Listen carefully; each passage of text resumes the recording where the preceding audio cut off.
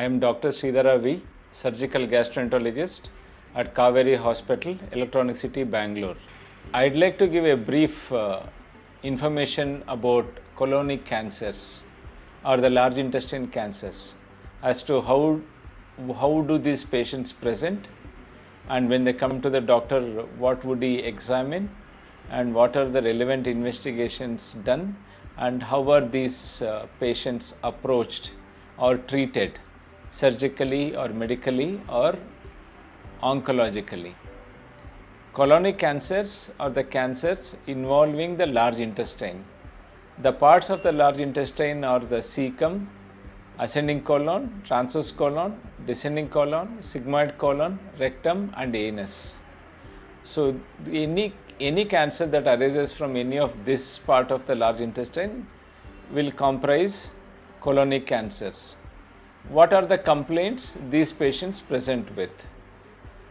Colonic cancers present with constipation, alternating constipation and diarrhea, which means for a few days, couple of days they will have loose motions and then couple of days they will not pass any motion, and this cycle repeats for several days and weeks.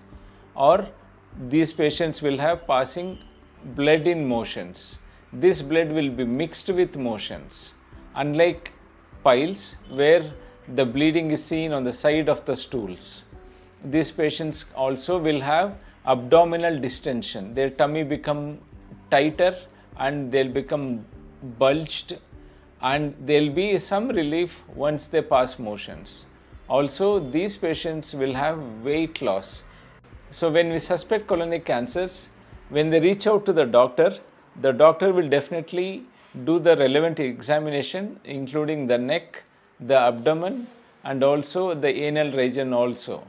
Once he gets a suspicion of colonic cancers, definitely he will ask for one or two investigations, one of them being a CT scan of the abdomen and also colonoscopy.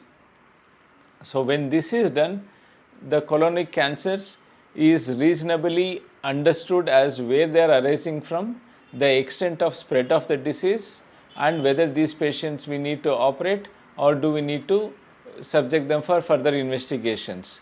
Whenever there is a suspicion, when this cancer is spread to different levels like liver or lungs, definitely they will ask for an additional investigation which is called the PET CT scanning, and also a blood test.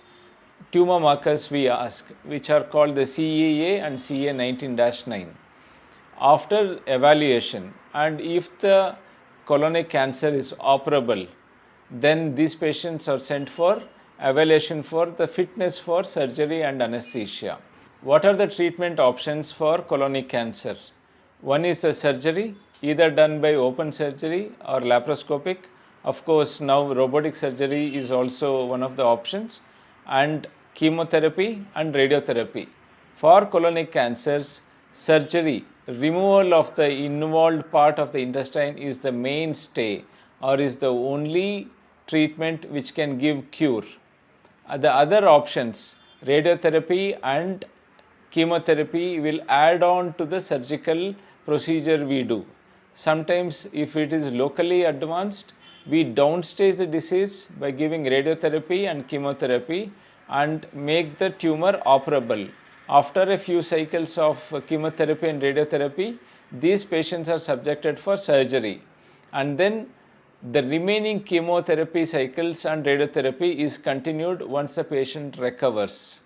So it's important that any of the patients with the suspicion of colonic cancer, that is constipation, alternating constipation and diarrhea, and bleeding in the rectum or bleeding in the motions with weight loss, and all those patients, anybody with middle-aged and elderly, we should have a strong suspicion of colonic cancers and they should reach out to the nearest surgeon as early as possible.